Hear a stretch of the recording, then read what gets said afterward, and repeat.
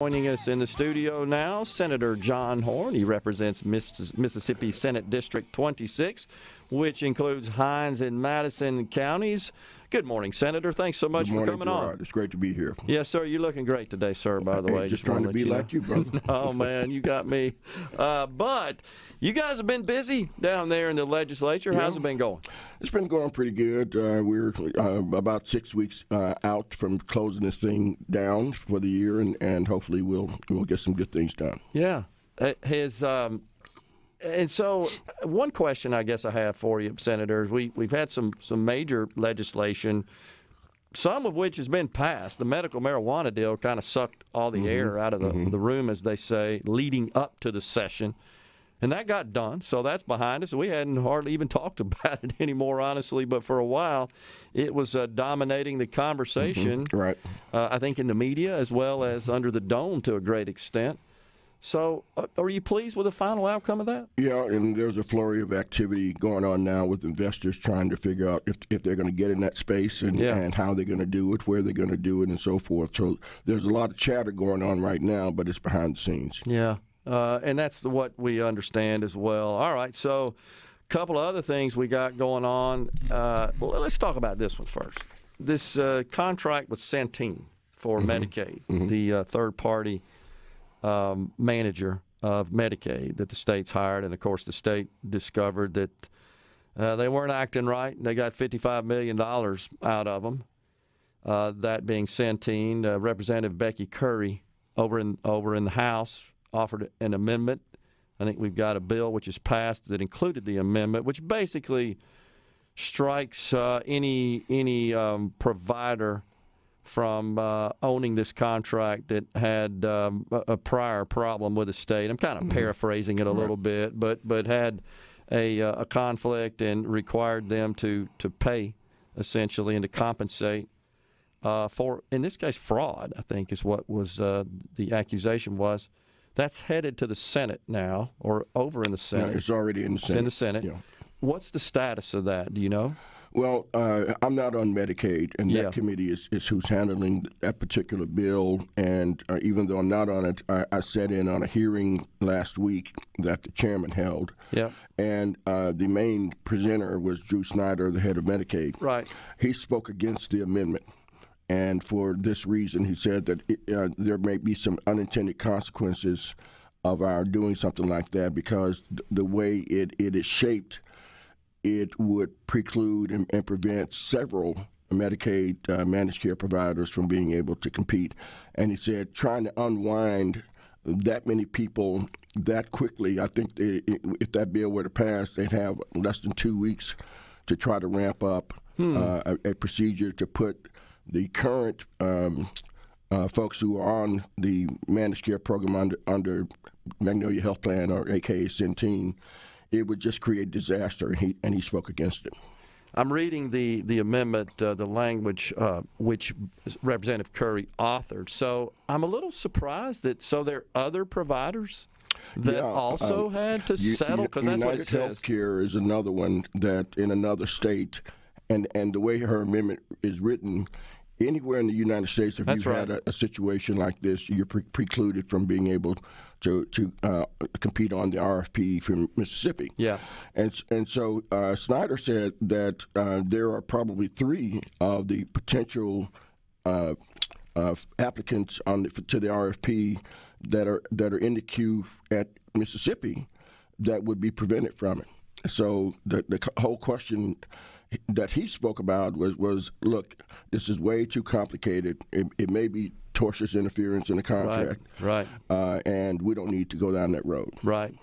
Yeah, I'm reading it. You were absolutely correct. I'm reading the language of the amendment as offered and passed in the House, which you're right. It says that if one of these providers settled with the state of Mississippi or any other state to repay over $50 million related to fraud, waste, abuse, or overpayments in the state's Medicaid program, they would not be eligible to participate. Yeah, and as I understand it, with the Centene suit, I don't think that they admitted any guilt. They just settled it and got it out of their hair. Yeah. which is common when you have those kinds of conflicts to avoid litigation. And so I don't think that's particularly unusual. But, all right, so Drew Snyder says, well, if we did that, we really would limit the field of possible managed care providers for Medicaid. That's interesting. Okay. All right, well, we'll keep up with that. So what about in your committees? You're chairman of the Senate Labor Committee, vice chair of tourism. What's going on there? What bills are you tracking? I really, my committee in labor is not very busy this year. Okay. We've had a couple of bills that we passed out, but some of them were double referred and they were killed in the other committee. So I thought we were going to get the equal pay bill. Unfortunately, for labor, it's going to the Judiciary A committee. Okay. It went to labor the last couple of years and then was double referred to Judiciary, but it's singly referred to the Judiciary this year. Okay. Interesting. Well, what about tourism? You still there, Vice Chair? Yeah. The chairman has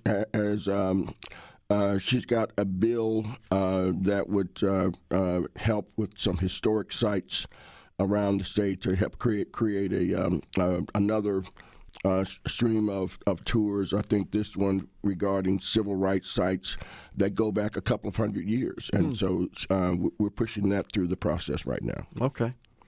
All right. Any other particular pieces of legislation that you are tracking that you have some opinion about? We're just trying to track the money. We've got an untold amount of money that the state has in its coffers right now. Of course, everybody talks about the $1.8 billion from ARPA, the American Rescue Plan.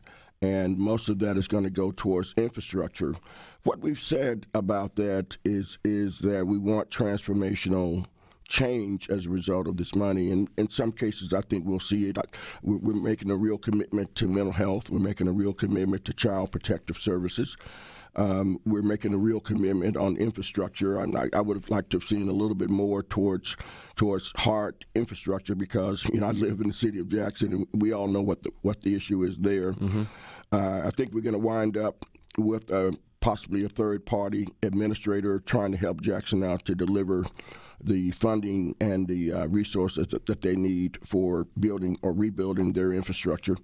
There's a lot of concern about the city, but there's concern that if we were to give the city $50 million or $100 million, could they judiciously, expeditiously, and efficiently deploy that money where it needs to go? Right. And so there's a lot of doubt in the legislature that could happen very quickly. So we may be looking at a third-party administrator. Okay, gotcha. Well, that's certainly interesting. All right, so we got this tax reform. You've got to get to that one. It seems like that it is rapidly escalating to become one of the most controversial, let's say, subject matters. And so we got a House version, we got a Senate version. House has got a bill that's passed, Senate a proposal at this point. I don't think I've seen a bill, and nothing's occurred officially there. You have some thoughts on that? Well, it's always interesting to watch Republicans fight. The speaker, we have a super Republican majority in the House, a super Republican majority in the Senate, and the leadership has a difference of opinion about tax reform. What you're going to see from the Senate side is something that would cut the grocery tax maybe in half. Do a modification on car tags. I think that we're talking about a one-time payment back to taxpayers, but not as big of a loss of revenue as what the House proposal calls for. Yeah. So it's going to be interesting to see those guys just duke it out and figure out which way we're going to go with this. I think we're going to see some kind of tax reform. Yeah. Just what form it takes remains to be seen. Do you? What's kind of the position of the Democrat conference on this? Is there we're leaning closer to the Senate version, and of course in the Senate now. I haven't spoken to many of the House members who are Democrats as to what their position is, but most of them voted for the Speaker's bill. Yeah, they did, absolutely. So can you hang around? Sure. We'll talk about that some more and some other stuff going on here in the state of Mississippi. In the legislature, we've got Senator John Horhn, Mississippi's District 26 representative or senator. Stay with us. We'll be right back. Us today here on Middays. We've got Senator John Horhn joining us in the studio today. We've just been talking about the 2022 legislative session. So we got this $1.8 billion of ARPA money to the state. And you know, I also want to let the listeners and viewers know, when we began this session, the state had in its coffers, or promised for its coffers, because we get the other half of the ARPA money in a couple of months, $4.4 billion. Altogether, that's unobligated. If you count capital expense fund, if you count the BP fund, a number of other funds that are special funds where settlement money or federal money goes. And so we've got a situation that we've never had in Mississippi. Is how do we wisely and judiciously spend this money? And I think that we're probably going to sit on most of it. We'll spend the ARPA money. We'll spend some of the capital expense funds, but I think for the most part we're going to sit pat. What qualifies as an expenditure from the capital expense fund? What qualifies as... Yeah, I mean, I know it's certainly what a capital expense is, but we're talking about generally hard assets here. I mean, actually, that a lot of that money comes from revenue that was collected above the elbow, the legislative budget recommendation, and it goes into some special funds. There's formulas for that, I believe. Right.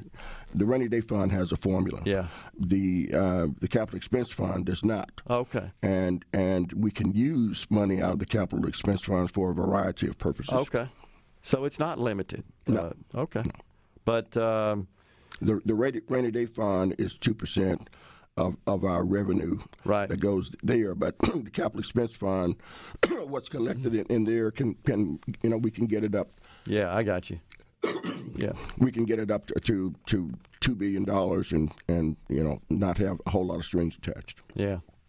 Well, so we got all this money, and this is, of course, why there are many in the state, particularly on the House side, the Speaker, that say now's the time, and to a great extent the Governor, now's the time to implement some really meaningful and bold, ambitious tax reform is kind of their position. We got the Senate side, the Lieutenant Governor have been less aggressive in their stance. Yeah, well, the House proposal also anticipates a lot of growth in our general fund economy. And the Senate proposal foresees less growth, and I think that's probably one of the biggest sticking points. Yeah, and to a great extent, I think it's fair to say it's all speculative. I mean, you try to look out in the future and predict how much money you're going to collect. You can guess, and you can use lots of inputs that factor into that projection. But to a great extent, it's still speculative on both sides. It really is. I mean, but what impresses me more than anything else is we compare ourselves to Florida or Texas that don't have income tax and say, oh, we could do like they do. Well, they've got this great tourism industry in both places, and they've had tremendous growth annually over the last 10 or 15 years, whereas Mississippi's growth has been rather flat. Yeah. And so the question is, and this is really the fundamental, I think, pretext of the House plan is, and in doing so, this would boost economic activity. It would attract people to the state. It would attract organizations, business formation, and expansion into the state. And that's the idea. Yeah, and hopefully, if we do pass the House version, that will come to pass.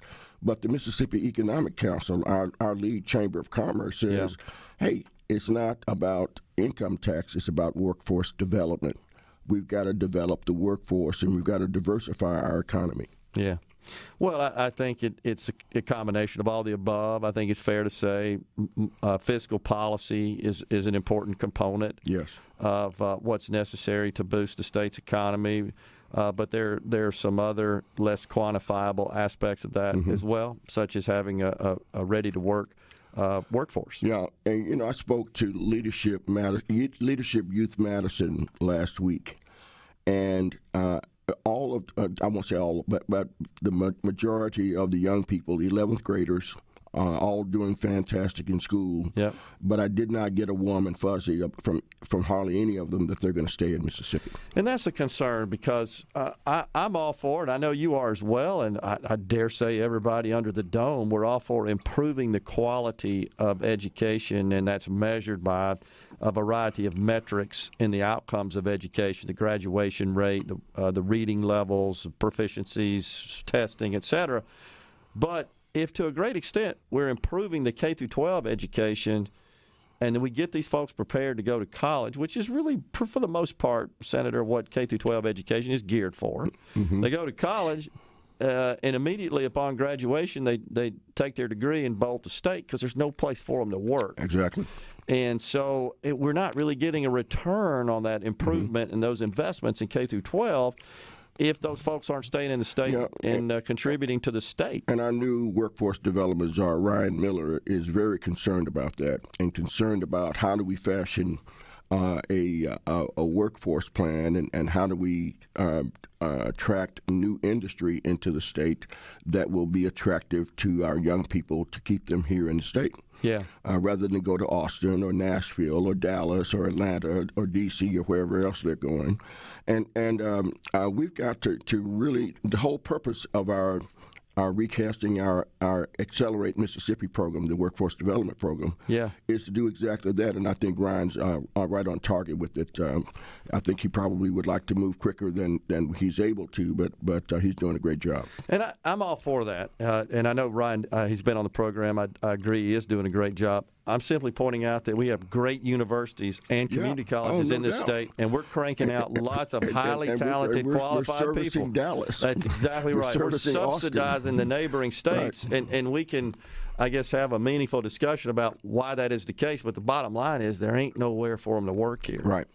And there's a perception that there's very little to do in Mississippi, which is a false perception, but it's a perception nonetheless. I agree. And so what I would like to see, and get your reaction to this, whatever we come up with, and hopefully something to move the needle on meaningful tax reform, beneficial fiscal policy, we got to promote this. The same as when we changed the flag. Right. I thought we had a golden opportunity to really go crazy promoting this, and we just really kind of did it without a lot of fanfare. Well, we did it with a lot of fanfare. And we didn't put any resources to getting that word out. Hey, look what we just did, and y'all come. Yep. And I think it was a golden opportunity that was missed. And I'm not, and you and I may say it's missed. I've used that to describe it as well. And maybe we could sort of reintroduce it and combine it with some meaningful tax reform. Hey, here's Mississippi. I mean, smart marketing people know how to message this and know how to present and showcase the best of Mississippi. And gosh, I dare say almost everybody listening, watching today have seen ads from other states that have been shown on our local affiliates in some cases, and certainly the national networks. But Mississippi, I think, has got to promote itself. We can't just do this and let it sit and say, okay, job done, y'all come, like you said. We got to promote and really get the word out. Oh, absolutely. And I think that, we've got some new tourism money that the industry is getting. It's our fourth largest industry, about $7 billion. Wow. So I would like to see some of those new dollars spent towards that effort. But I think it's going to take more than what that fund is generating. Sure. The state needs to be intentional about this, and you can't be intentional if you don't put resources behind it. Yeah, and maybe this is something that industry could join together and coordinate as well and be involved in funding the expense of that. But we could really do something that would be sort of breakthrough here in revelation. I'd like to see the state reintroduce itself to the country. Good way to put it. I agree. And it's going to take money to do that. I understand, but certainly in tow with, say, these more notable events, changing the flag and really significant tax reform. Those are two things. And maybe you could changing our state song. Yeah. I hear that's coming to the Senate from the House. I heard that as well. I just shared with Will this morning Ross Barnett's kind of use of the tune in his campaign songs. And if you look at the lyrics there, it's like, we don't want anybody to hear that or see that. It ain't good. So, fortunately, that's 60 years ago, and we're way past that. Yeah. I think you and I would agree on that. Absolutely. Senator Horhn, always a pleasure, sir. Thank you so much for coming in to see us today. I'm sure we'll be talking to you soon. Good luck with the rest of the session.